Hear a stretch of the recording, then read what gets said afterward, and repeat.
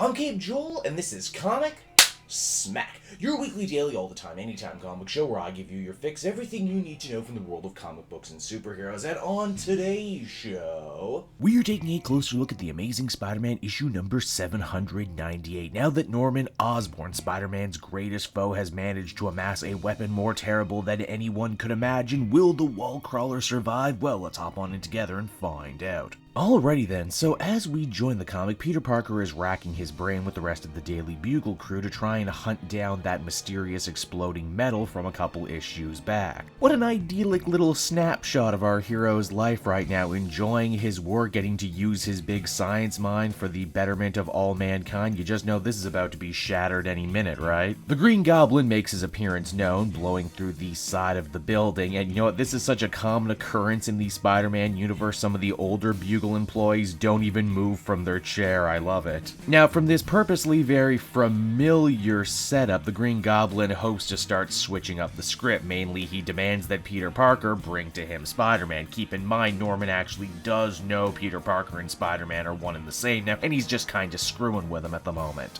Robbie and Ben Urich get all up inside Norman Osborn's face, and even Betty gets a couple smart remarks off. Norman responds by saying, "Hey, you know, there's a bridge in New York I'd just love to show you." We also discover, having killed Phil Urich in the previous issue, the Green Goblin took control of all that exploding metal and is now using it to hold the Bugle staff hostage. Spider-Man shows up, the two have themselves a fight, and I'm not gonna lie, it looks pretty damn good. Now, elsewhere, Flash Thompson, Agent Anti-Venom, is also trying to track down Phil Urich and the missing metal. He ends up finding Norman Osborn's flop house, where J. Jonah Jameson has been kept captive this whole time. Jameson is beating himself up, and rightly so, for outing Spider-Man as Peter Parker, and you know what, things just keep getting worse all over the city because Harry Osborn's kids get kidnapped by their nanny. And this is why you gotta vet folks closer, everybody. Now, the Green Goblin's bomb goes off, which means Spider-Man has to exhaust pretty much all of his web fluid trying to contain the explosion. He does, and for a second, Peter actually thinks that Norman was killed in the explosion. A kind of last hurrah kamikaze attempt. Oh no, though, we as the reader are well aware that Norman is packing a brand new weapon, and that is the Carnage symbiote, which takes effect, saves his life, and turns him into the terrifying Red Goblin. Peter is terrified, and rightly so. Not only does this give his worst enemy a giant boost in power, but the symbiote manages to block his spider sense. Battered and bruised, Spider-Man leads the Red Goblin on a chase throughout the city. It's here Norman makes his demand. Interestingly enough, he says it's not killing Peter Parker he's interested in. He knows he's better than Pete. Oh, it's the Spider-Man he wishes to destroy. Red Goblin says if Spider-Man vows to hang up his tights and give up being Spider-Man, then he will seek no revenge. But if he sees that costume in the sky, he'll go out of his way to attack Peter's closest friends and family, and this time